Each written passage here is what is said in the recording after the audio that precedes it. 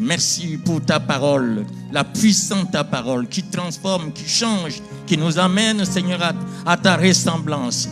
Merci pour toujours qui est brisé et ta gloire qui se manifeste. Merci pour tous les cœurs qui sont déjà bénis.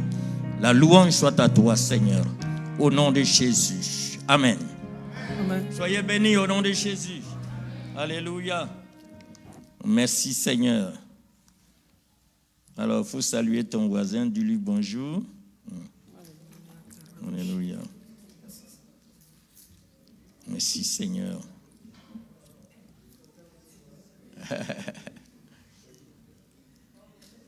Soyez bénis, soyez bénis, soyez bénis. Merci, Seigneur. Alors, nous allons ouvrir nos Bibles sans plus tarder dans Genèse, chapitre 13. Nous allons lire les versets 14, 17.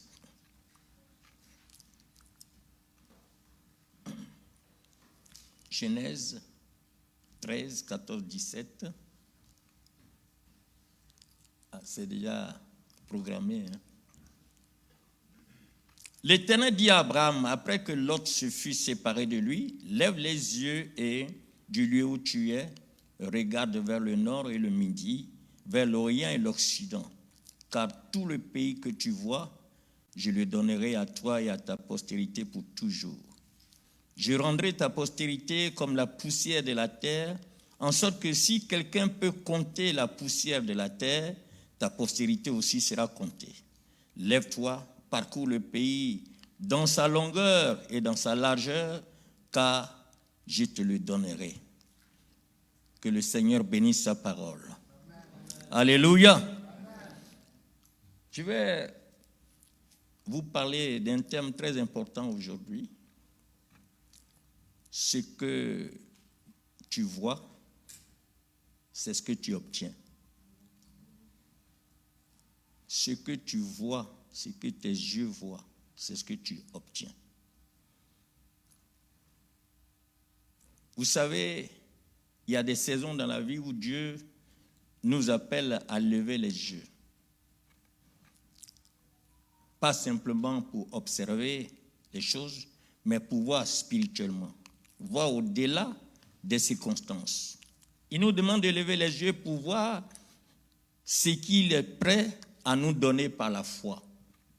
Dans ce passage, vous voyez, après la séparation avec Lot, Abraham se trouve seul. Et ce moment d'isolement devient un moment de révélation. Lot est parti. Son neveu sur lequel il comptait, il n'a pas d'enfant. Donc quand Dieu l'a appelé, il a pris Lot, tout l'espoir sur lui, pensant que Lot serait son héritier. Mais arrivé à un certain moment, il fallait se débarrasser de Lot. C'était dur pour lui, mais quand il a pris la décision, quand Lot est parti, Dieu a commencé à lui parler. Dieu est venu en ce moment-là, au moment de l'isolement. Et c'est en ce moment-là, Dieu dit, lève les yeux et regarde. Tout le pays que tu vois, je te le donne. Autrement dit, c'est quoi? Quand il dit lève les yeux, ça dit que ce que tu es capable de voir avec tes yeux de la foi, tu peux t'attendre à le recevoir. Lève les yeux et regarde. Dieu, dans ce passage, relie la vision et la possession. Il a relie la vision et la possession. Ce que tu vois là, c'est ce que tu vas posséder. Si tu ne vois rien, tu n'auras rien.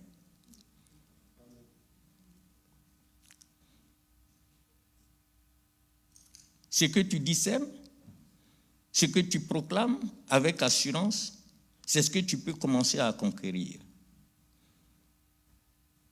Et donc cet après-midi, ce message, c'est pour ceux qui sentent que leur horizon a été limité, que leur vision a été floue, que leur foi a été confinée, tout est perdu. Aujourd'hui, Dieu dit, lève les yeux. Lève les yeux. Il y a plus à voir. Il y a plus à recevoir, plus à bâtir. Lève les yeux. Ta destinée n'est pas dictée par ton passé. Le passé est passé. Le Seigneur a dit, à chaque jour suffit sa peine. Ta destinée aussi n'est pas dictée par le choix de l'autre. Parce que quand l'autre a choisi, il a choisi la plaine. Et Abraham le vieux, qu'est-ce qu'il va faire avec toutes ces montagnes qui sont là? Mais ce n'est pas dicté par le choix de l'autre, mais par la vision que Dieu place devant toi. Ta destinée est dictée par la vision que Dieu place devant toi. Il est important, c'est pour ça que je prie que cette parole puisse toucher le cœur de chacun de nous, parce que ton miracle dépend de ce que tu vas entendre aujourd'hui. Alléluia. Parce que ce que, comme il est dit ici, ce que tu vois, c'est ce que tu peux posséder. Laisse-moi te donner quelques points, comment obtenir ce que nous voyons. On va voir dans ce passage, le verset 14 nous dit quoi? L'Éternel dit à Abraham après que Lot se fut séparé de lui. La première des choses qu'il faut, il faut d'abord être dans le lieu de vision. Et dans ce lieu de vision-là, tu dois te séparer pour voir. Parce que pour recevoir la vision, il faut te séparer de l'autre. Le changement spirituel commence après certaines séparations. Si tu es lié à quelque chose que Dieu te reproche, à la chair, avec ses désirs, ses passions, et que tu demandes, alors que Dieu t'a déjà donné la vision, pour que cette vision-là se manifeste, il faut que tu te sépares de ce que Dieu te reproche. Sépare-toi. Sépare-toi. Et en ce moment, la vision peut être clarifiée quand l'ambiguïté est levée. Elle est clarifiée quand la pureté de la vue, elle dépend aussi de ce que, de la libération, la délivrance de toutes les alliances que tu as pu faire. C'est très important. Sépare-toi de ton lot. La parole de Dieu dit dans 2 Corinthiens chapitre 6, verset 17, il dit, c'est pourquoi sortez du milieu d'eux et séparez-vous, dit le Seigneur. Ne touchez pas à ce qui est impur et je vous accueillerai. L'autre peut représenter la chair, le péché, les liens qui sont là, qui bloquent ta vision. Donc la première des choses pour que la vision puisse se manifester, tu dois te séparer de l'autre. Séparez-vous. Séparez-vous, dit le Seigneur. Ne touchez pas à ce qui est impur. Ça, c'est le premier pas, le préalable, pour que tu puisses posséder ce que tu vois. Vous savez, je vais vous dire que c'est important. Parce que quand on parle, peut-être souvent la parole de Dieu, on pense que la parole de Dieu, on vit la parole de Dieu tous les jours. Mais quand il s'agit de la mettre en pratique au niveau de la Bible, on pense que c'est trop fort, c'est trop difficile pour nous. Le deuxième point, dans ce passage, le verset 14, le Seigneur dit, lève les yeux. Lève les yeux. Abraham a reçu la promesse après la séparation avec Lot. Après cette séparation, le Seigneur dit maintenant, lève les yeux. C'est-à-dire qu'il faut adopter une posture prophétique. Parce que Dieu va parler. Il a déjà parlé à Abraham depuis longtemps. Abraham a quitté tout pour venir. Donc les promesses étaient déjà là. Mais il fallait au fur et à mesure que la vision se clarifie. il était bloqué à un certain moment parce que Lot était là. Et quand Lot est parti, Dieu va renouveler encore la vision. Donc, lève les yeux. Il faut adopter la posture prophétique. C'est que Dieu t'a déjà dit. La vision va s'élargir une fois que les influences charnelles sont parties, une fois que tous les liens, tout ce qui bloque cette vision est brisé, alors la vision va commencer à s'élargir. Et Dieu va t'appeler à lever les yeux. Lever les yeux, c'est un acte prophétique. C'est une posture extérieure vers la promesse.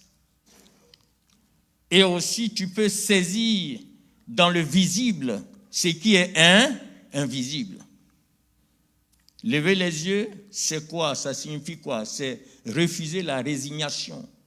Parce qu'il y a un certain moment, on est bloqué, on se résigne. Bon, comme c'est ça, bon, ça va. C'est Dieu qui a voulu, bon, c'est pas grave. Alors qu'il t'a dit, il t'a fait des promesses. Alors, lève les yeux. Vous savez, la vision engage aussi la responsabilité spirituelle. Parce que Dieu ne donne pas ce qu'on ne veut pas voir. Donc, il y a ta responsabilité spirituelle qui est dedans. Ce que tu ne veux pas voir, comment tu veux que Dieu te donne?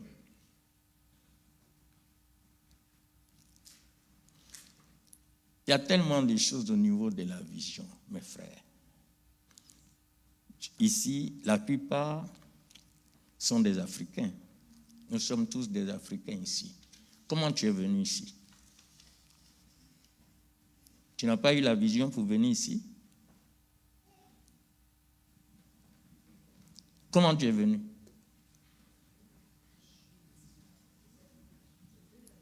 Comment tu t'es marié? Tu en vas regarder?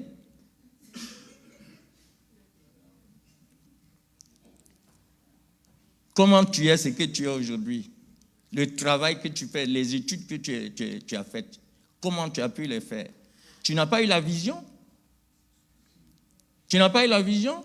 Tu n'as pas eu la vision de devenir médecin, de devenir infirmier, de devenir, comment on appelle encore, magistrat et tout? Tout part par la vision. Parce que sans la vision, et la vision aussi, la vision est très importante.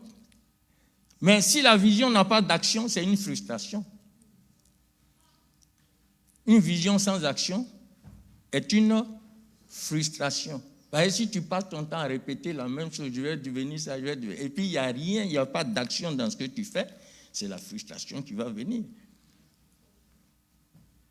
Donc la vision engage la responsabilité spirituelle. La foi regarde vers le haut, pas vers les limites visibles. Vous savez que la foi est un regard spirituel. Parfois, on se dit, Dieu ouvre mes yeux, mais je n'arrive pas à voir. Mais la foi, ce sont des yeux spirituels. La foi est le regard spirituel. Tu veux avoir des yeux spirituels, c'est la foi qui est les yeux spirituels. Parce que tu vas voir au-delà, tu vas voir ce que tu n'as pas encore. C'est ce que tu vois. Et ce que tu vois va s'accomplir. Dans Hébreux, chapitre 11, verset 1, il est dit quoi? Or, la foi est une ferme assurance des choses qu'on espère et la démonstration de celles qu'on ne voit pas. Vous voyez? La foi voit l'invisible et s'accroche à l'invisible. La ferme assurance des choses qu'on ne voit pas. On prie souvent pour les malades. Parfois, on prie. Depuis des années, on prie. Il n'y a rien qui évolue. Parce que la personne n'a pas la vision de se voir guéri. Quand Jésus parle, il disait quoi? Qu'il te soit fait quoi? Les Bartimée, là. Bartimée était aveugle. Lui-même, il ne voyait rien même. Il a simplement entendu qu'il y a Jésus qui passe. Il dit qui? On dit c'est Jésus de Nazareth. Il dit quoi? C'est Jésus de Nazareth qui passe? Ah là, je suis béni aujourd'hui. Il a commencé à crier. Les gens sont venus l'intimider. Oh, tais-toi, mets-toi là même. Jésus l'a dépassé. Jésus continue à le chemin. D'autres sont venus l'intimider. Tais-toi. C'est quoi? Ça fait longtemps. Oh, reste là. Et tiens un peu les sous là. Et puis c'est tais-toi. Il a commencé à crier de plus belle. Et Jésus s'est arrêté. Il dit, faites-le-moi venir. Leur langage a changé. Ceux qui étaient en train de l'intimider ont changé de comportement tout de suite. Ah, le maître t'appelle. Voyez, ta foi va amener les gens à changer de comportement, à changer de regard vers toi. C'est la foi. Le regard du Seigneur. Le regard spirituel. Ce que tu ne vois pas, tu ne peux pas l'obtenir. Tu vas avoir de grosses Bibles, tout ce qu'il faut, avoir ton doctorat en théologie. Si tu ne vois rien, tu ne verras rien. Voyez, 2 Corinthiens, chapitre 5, verset 7, il dit, « Car nous marchons par la foi, non par la vue. » La foi remplace la vue naturelle par la confiance en Dieu. On marche par la foi et non par la vue. Ce sont des versets, on les connaît par cœur, mais on ne les vit pas. Oh, je marche par la foi. Moi, je suis un homme de foi. Tu es un homme de foi? Ce que Dieu a dit de toi doit s'accomplir. Alléluia. Alléluia. Marc chapitre 11, verset 24, qu'est-ce que le Seigneur dit? Tout ce que vous demanderez à mon nom, croyez que vous l'avez reçu et vous le verrez s'accomplir. Donc la foi prend possession avant la manifestation. Avant que quelque chose ne se manifeste, tu dois d'abord posséder la chose. C'est la foi qui prend possession. Tout ce que vous demanderez à mon nom, qu'est-ce qu'il faut faire? Qu'est-ce qu'il faut faire? Quand tu demandes au nom de Jésus, tu dois faire quoi? Ta part, c'est quoi? Tu dois croire que tu possèdes la chose que tu demandes. Et qu'est-ce que Dieu lui va faire maintenant? Il va te donner ce que tu as demandé. Donc, il faut posséder d'abord. Alléluia. Avant la manifestation, tu dois posséder. C'est ça la foi.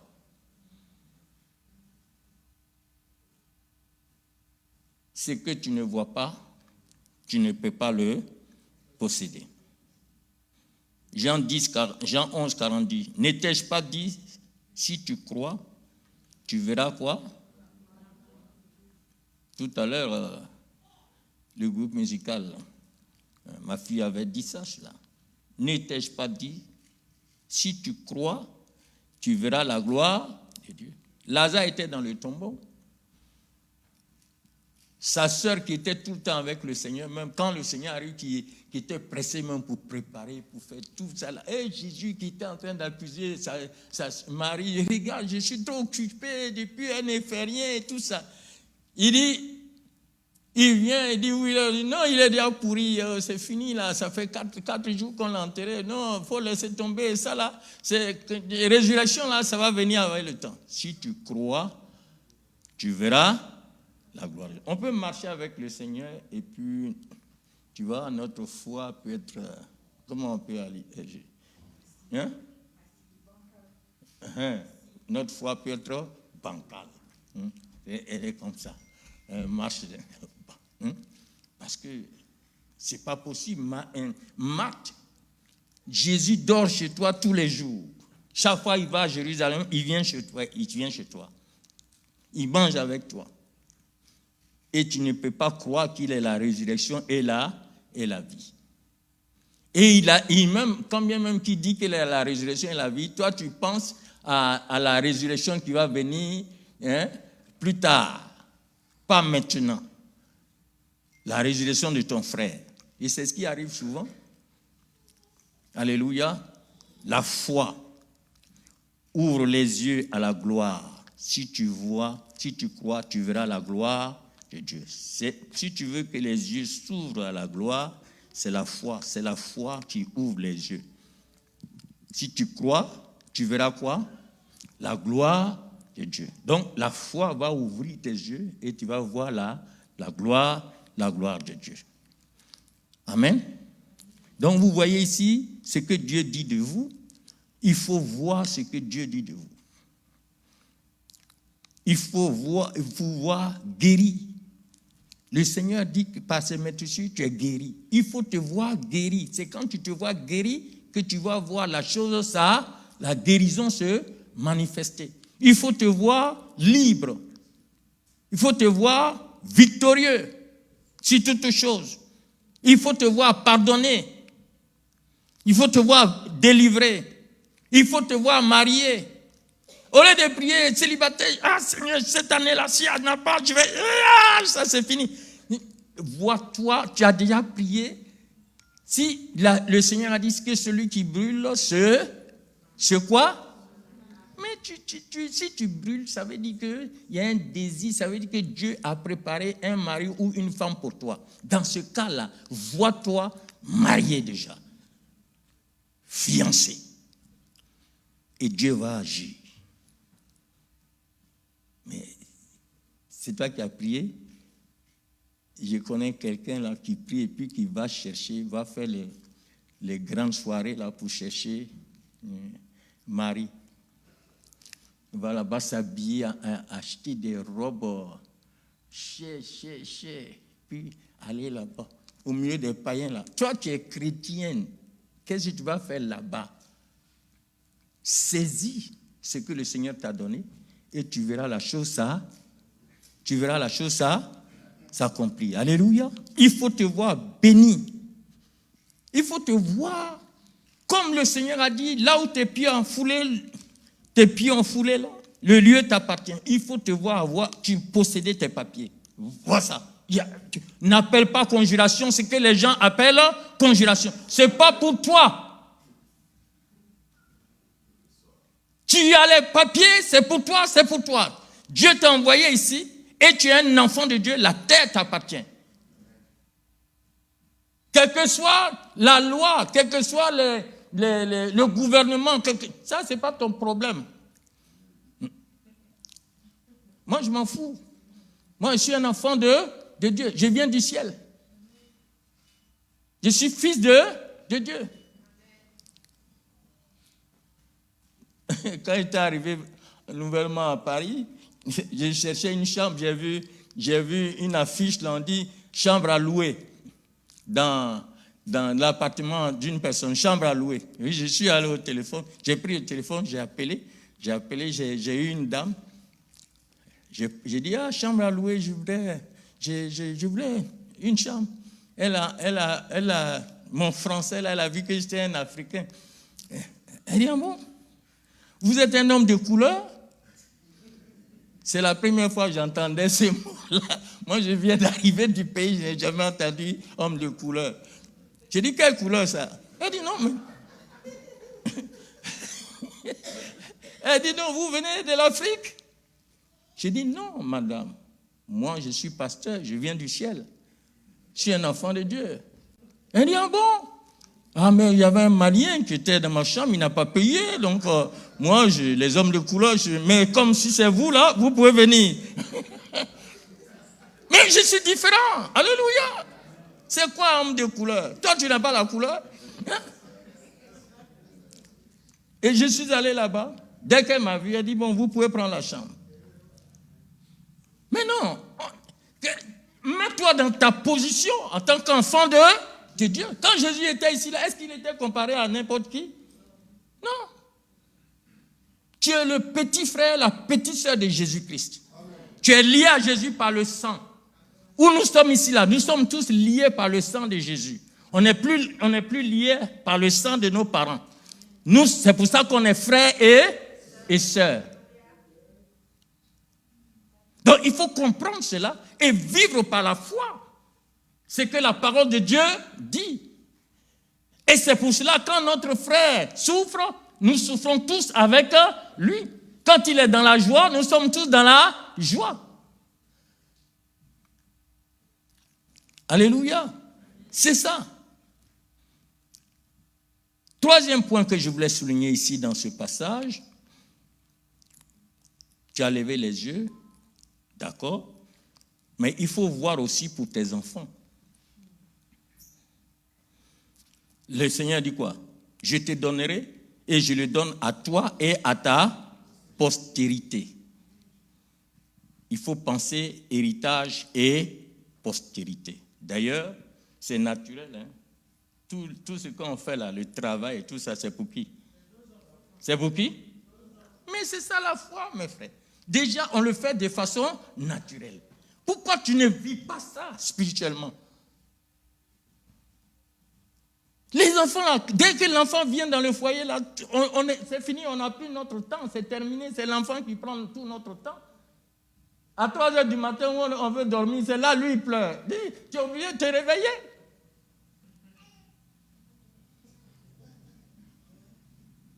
Ta vie ne t'appartient plus. Et Dieu qui est le Père, tu penses qu'il ne pense pas à toi?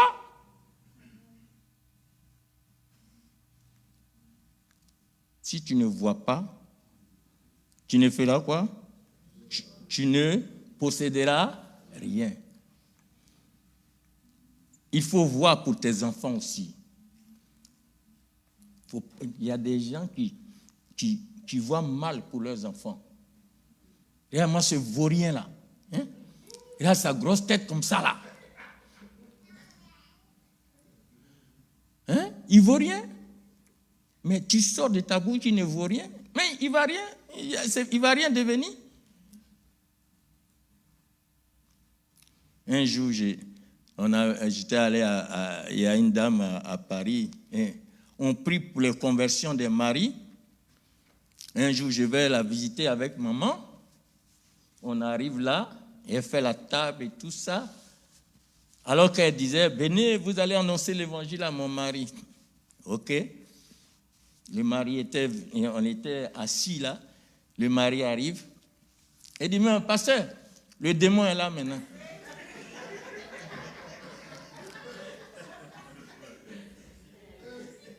C'est qu'elle a fait ça. J'ai dit, hein, tu dis quoi? Elle dit le démon. J'ai dit, maman, on va repartir. C'est fini.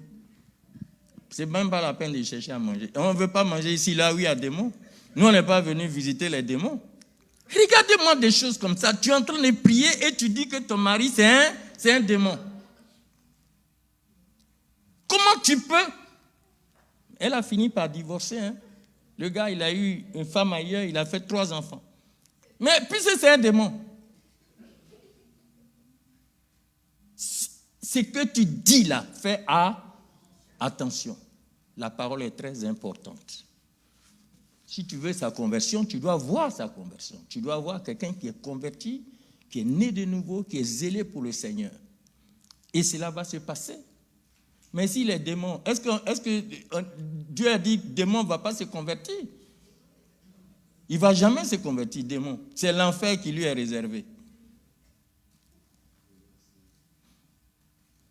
Il faut voir pour tes enfants. Il faut penser héritage, postérité. Alléluia. Alléluia. Parce que la foi, elle s'élargit, elle devient intergénérationnelle. Et Dieu connaissait ça. Il a dit à Abraham, pour toi et pour pourquoi? Pour tes enfants. Dans le psaume 112, verset 2, il est dit, louez l'Éternel, heureux l'homme qui craint l'Éternel, qui trouve un grand plaisir à ses commandements. Sa postérité sera puissante sur la terre, la génération des hommes droits sera bénie. Sa postérité, la Bible parle toujours de la postérité. Donc quand tu vois pour toi, tu dois voir aussi pour tes enfants. Intercéder pour eux. Le Saint-Esprit, quand le Saint-Esprit était descendu à Jérusalem, Pierre a prêché. Qu'est-ce que Pierre disait dans Actes 2, 39? Il dit, car la promesse est pour vous, pour vos enfants et pour tous ceux qui sont au loin, en aussi grand nombre que le Seigneur, notre Dieu, les appellera. Donc ça ne s'arrête pas à toi, ça doit continuer. Donc pendant que tu pries, tu saisis les promesses de Dieu par la foi, tu dois les saisir aussi pour tes enfants. Alléluia. Alléluia. On a vu combien de points sur ce passage-là déjà? Bon, allons-y sur le 4e point. Ce que tu vois déterminera ce que tu recevras. Le Seigneur dit au verset 15, « Tout le pays que tu vois, je te le donnerai. » Donc, vous voyez ici, la promesse est proportionnelle à ce que tu es capable de voir. La foi délimite ton héritage. Vous savez que la vue naturelle est limite, mais la foi agrandit les frontières. Ce que tu vois avec Dieu est ce que tu recevras de lui. J'ai vu la persévérance d'une sœur à Abidjan. Son mari a été détourné par une femme et ça a pris des années. Elle est venue à la maison, elle a dit que elle, c'est son mari. Donc, elle, là, c'est son mari, elle veut. Parce que ses parents, qui sont des responsables dans son église, où elle était, ils ont prié fatigué. Ça a pris des années. Donc, le monsieur même est parti depuis, il ne met même plus pied, il ne cherche même pas à voir ses enfants. Donc, finalement, ils se sont résignés. Or, la foi ne se résigne pas. Et eux, ils se sont résignés. Elle a vu que non, elle a réfléchi, elle a vu qu'il y a un couple qui peut prier pour elle. Elle vient nous voir. Et c'est que ma femme, tant qu'elle ne possède pas ce qu'elle a demandé là, elle est dedans. Donc elle est venue nous parler. Et on a dit, bon, comme le Seigneur dit qu'il te soit fait selon ta foi, on va prier. Et elle était déterminée. Tous les jours, elle venait pour la prière. Elle venait pour la prière. Un jour, voilà, elle reçoit un message de son mari pour dire que lui, il veut voir les enfants. Il veut voir les enfants. Et là, on est, pour ceux qui sont à Abidjan, qui connaissent, c'est comme quelqu'un à Guédesberg, et puis l'autre se trouve à Baltimore. Et elle doit partir là-bas. Elle prend les enfants, elle va là-bas. Le gars n'a même pas regardé les enfants. Il l'a prise comme ça, comme s'il a trouvé une nouvelle femme. Elle est venue, elle était abattue. Elle dit, voilà, il m'a forcé. Moi, je ne suis pas contente. J'ai dit, mais qu'est-ce que tu cherches au juste? C'est ton mari? Tu n'es pas tombé dans le péché? S'il t'a vu, il t'a brutalisé, ça veut dire que ton amour est né dans son cœur. Il faut voir ça maintenant. Et tu verras que une seule chair, il ne va plus toucher une autre chair. Donc on va prier. Qu'est-ce que la Bible dit? Les deux deviennent une seule chair.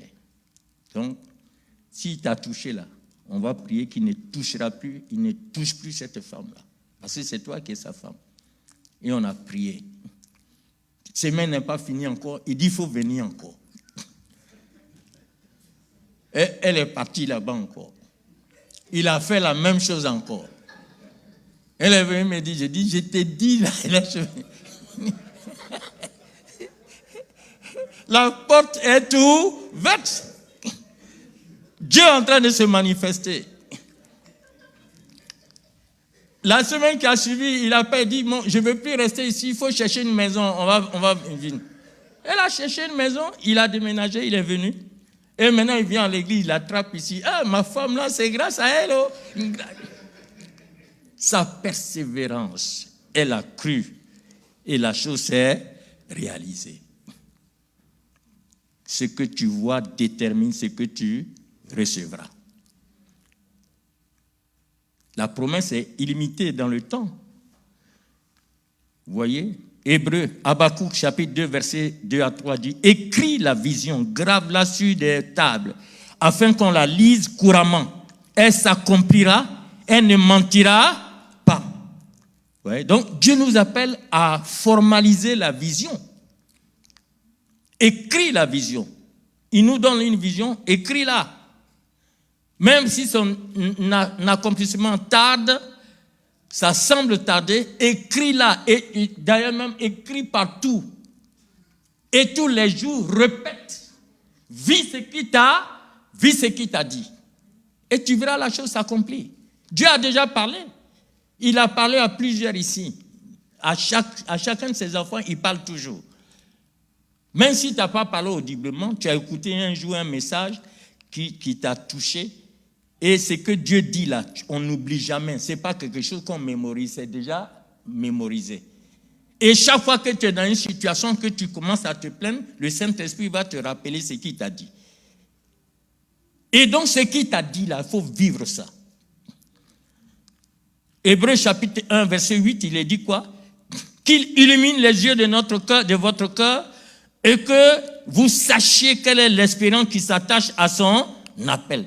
Ça veut dire quoi? La vision commence par quoi? Par une révélation intérieure. Une lumière divine dans le cœur. Dieu t'éclaire dans ton cœur. Et ce qu'il dit, il faut le faire. Proverbe 29, verset 18. Là où il n'y a pas de vision, le peuple périt. Sans la direction divine, le peuple se disperse. Donc vous voyez ici que la vision est un garde-fou spirituel. Parce que si tu n'as pas la vision, tu péris. Dans le psaume 32, verset 8, il est écrit « Je t'instruirai et te montrerai la voie que tu dois suivre. Je te conseillerai, je les regarde sur toi. » Donc Dieu guide par sa vision. Je te montrerai la voie que tu dois suivre. Et c'est avec amour, avec précision que Dieu montre. Il y a tellement de choses. Les passages bibliques sont là. Si vous lisez Nombre 12, verset 6, il dit « Je me révèle à lui dans une vision, je lui parle dans un songe. » Donc vous voyez que la vision ici, c'est un canal prophétique. Dieu se révèle, Dieu parle. Donc il faut marcher par la foi. Il faut attendre la vision. Tu le fais avec une foi profonde. Et tu vas voir la chose se réaliser dans ta vie. Et je vais terminer par... C'est quel point maintenant là?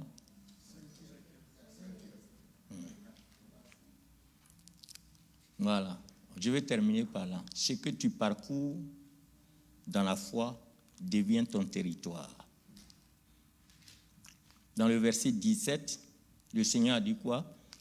Lève-toi, parcours le pays. C'est-à-dire que Dieu a parlé, maintenant toi, c'est en action, c'est l'action là maintenant. Lève-toi, parcours le pays. Donc, parcours le territoire, marche selon la vision. Comme je vous ai dit tout à l'heure, une vision sans action, elle est morte. Elle est une frustration.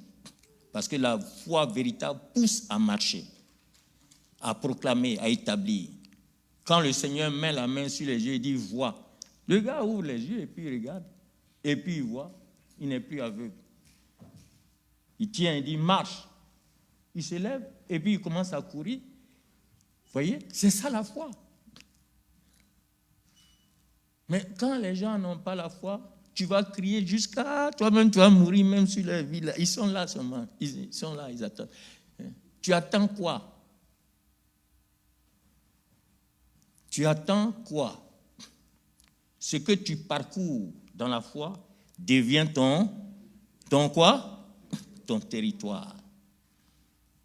Il faut parcourir comme Abraham. Le Seigneur lui a dit, il a dit quoi? Lève-toi, parcours le pays dans sa longueur, dans sa largeur, car je te le donnerai. Donc c'est à toi, tous les jours tu parcours, tu te vois, tu saisis ce que le Seigneur t'a donné, mets ta foi en action. Alléluia. Dieu donne par sa promesse, hein, mais nous prenons possession par l'obéissance. Quand Dieu a dit à Abraham, lève-toi, parcours là. Si Abraham était assis là, il dit, mais Dieu, toi aussi, comment? Je vais pas parcourir même tous ces pays-là, même avec quoi? Cheval ou bien avec hélicoptère. Mais il a saisi par la foi. C'est un grand pays. Mais il dit, lève-toi, parcours. Mais il a saisi quoi? Par la foi. Et parfois, on raisonne. Il faut se lever, il faut marcher.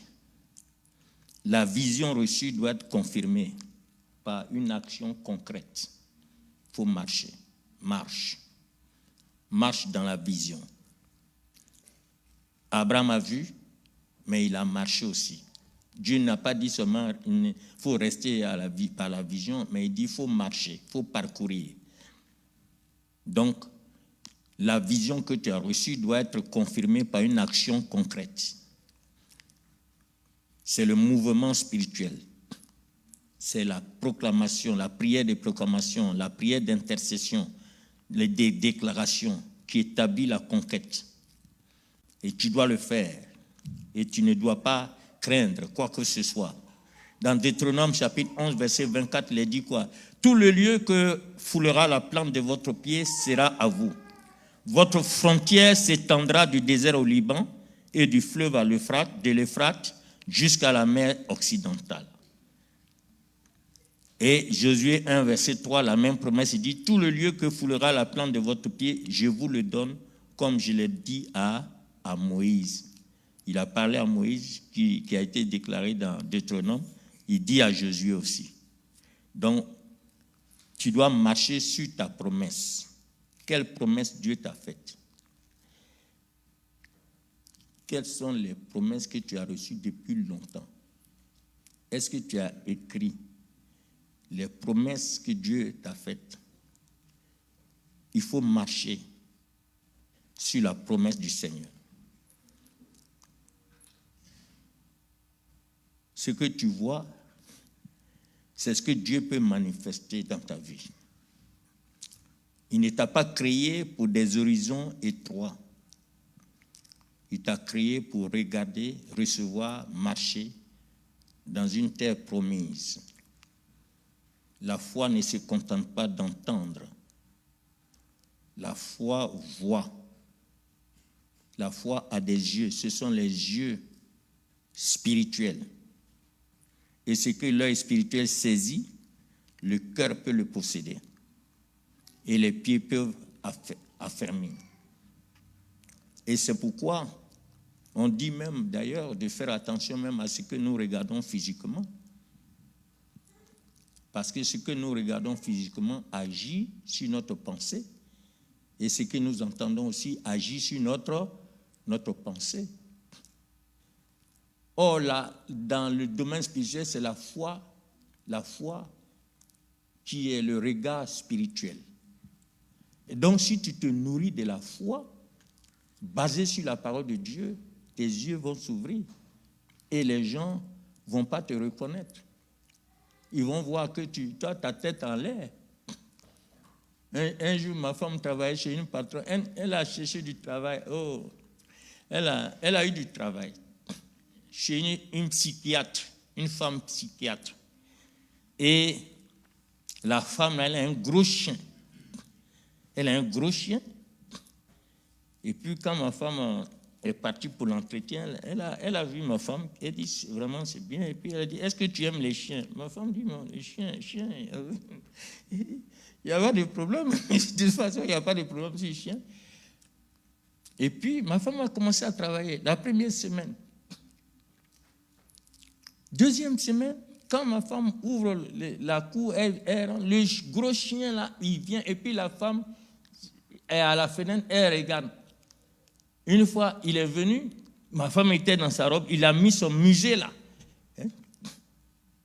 sous la robe. Elle a dit, tu es lié au nom de Jésus-Christ. Le chien est reparti. Quand elle est venue à la maison, elle m'a dit, chien là, il y a ça. Le chien là, ce n'est pas un bon chien. J'ai dit, on va prier. On a lié le chien. Le lendemain, elle va encore. Il vient encore, gros. Il veut s'approcher d'elle. Elle a vu qu'il était bizarre. Elle dit, au nom de Jésus, allez, tu es lié. Le chien a fait demi-tour. Il est reparti. Il ne s'est même pas approché d'elle. Le lendemain, ma femme vient. La dame dit, bon, je te remercie. La dame, là, elle a licencié ma femme. Elle a licencié. Ma femme dit, c'est que j'ai dit, non. On dirait que ta tête en l'air. Tu es bien, mais je vois que ta tête est un peu en l'air. Ma femme est venue décourager. Elle dit, la dame dit, j'ai dit, mais si quelqu'un est ressuscité à Christ, il doit chercher quoi? Les choses d'en haut et non celles qui sont sur la terre. C'est que vraiment, c'est que tu es bien. Ta tête en l'air, c'est bien. C'est ce que le Seigneur nous demande. C'est après ça, elle a eu le meilleur travail. Il n'y a pas de problème. Il faut vivre, mes frères. Marchez selon ce que le Seigneur vous dit. Attachez-vous à la parole de Dieu. Voyez grand. On adore un grand Dieu. Il ne faut pas voir petit. Parce que ce que tu vois là, c'est ce que tu vas obtenir. Si tu vois petit, tu auras petit. Oh Seigneur, je veux un petit boulot. Ok, voilà un petit boulot.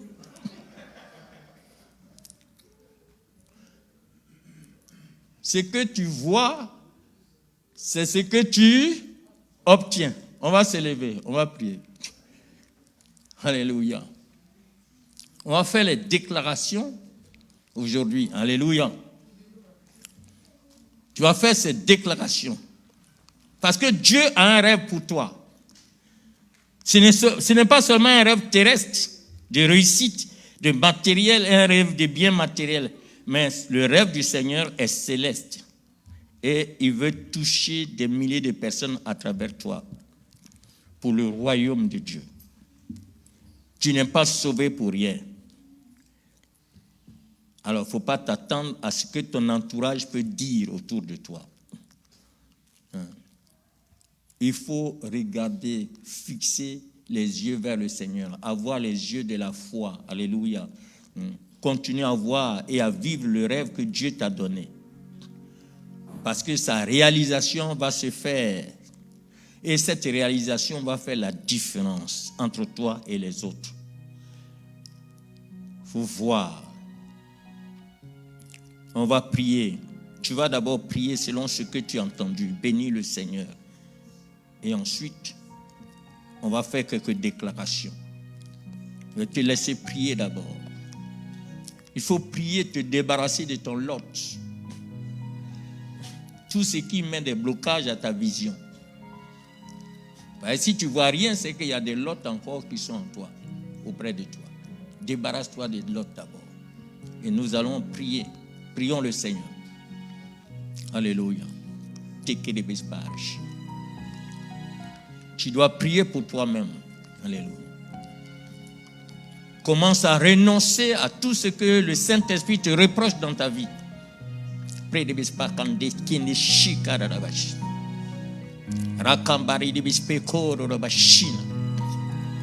Rakambari de Bispekomboro Rabashina. Alléluia. Gloire à toi, Seigneur. Merci, Seigneur Jésus-Christ. Ta puissance et ta gloire se manifestent. Merci, notre Dieu, pour ton sang qui nous lave, qui nous purifie. Viens au secours de notre foi, Seigneur. Au nom de Jésus-Christ, tu nous as tout donné. Parce qu'en toi, nous avons tout pleinement, Seigneur. Et nous sommes dans le manque tous les jours. Nous pleurnichons, Seigneur. Que ton sang nous lave, que ton sang nous purifie, Seigneur Jésus-Christ. Si nous n'avons rien, ce n'est pas de ta faute, Seigneur. C'est parce que nous ne voyons pas, Seigneur, comme toi tu vois. Donne-nous ces yeux-là, spirituels. Les yeux de la foi, Seigneur, pour ta gloire.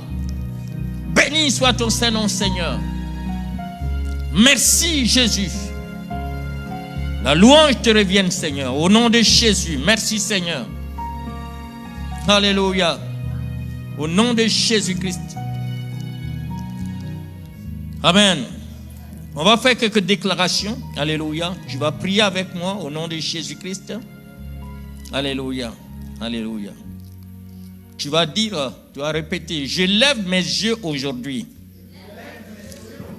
non vers mes limites, mais vers les promesses de Dieu. Au nom de Jésus-Christ, je déclare ce que je vois dans l'esprit, je le recevrai dans le naturel. Au nom de Jésus-Christ, tout territoire que mes yeux de la foi discernent, je le posséderai par l'obéissance. Au nom de Jésus-Christ, je refuse la vision étroite. Au nom de Jésus-Christ, je rejette les influences de l'autre. Au nom de Jésus, je m'aligne sur la vision céleste, éternelle, transgénérationnelle. Au nom de Jésus-Christ, je proclame, ma postérité sera aussi nombreuse que la poussière. Au nom de Jésus, mes frontières s'étendront au nord, au midi, à l'orient et à l'occident. Au nom de Jésus, je suis en mouvement. Je m'élève, je parcours et je possède. Le pays m'est donné. La promesse est vivante. La vision est claire. La foi est active. Ce que je vois, je l'obtiens. Ce que je proclame, je l'établis. Ce que je foule, je le sanctifie. Au nom de Jésus-Christ, je vois ce que Dieu veut me donner. Je rejette la petitesse. Je rejette l'aveuglement spirituel. Je marche dans la vérité, dans l'héritage et la conquête. Au nom de Jésus, ma vision est alignée, ma foi est active et mes pas établissent l'alliance. Au nom de Jésus-Christ, au nom puissant de Jésus. Merci Seigneur pour ta grâce dans ma vie. Au nom de Jésus. Amen. Le vendredi, nous allons continuer par la foi, vivre, alléluia, prier par la foi. Amen. Amen. Voilà, que le Seigneur vous bénisse. Amen. Merci.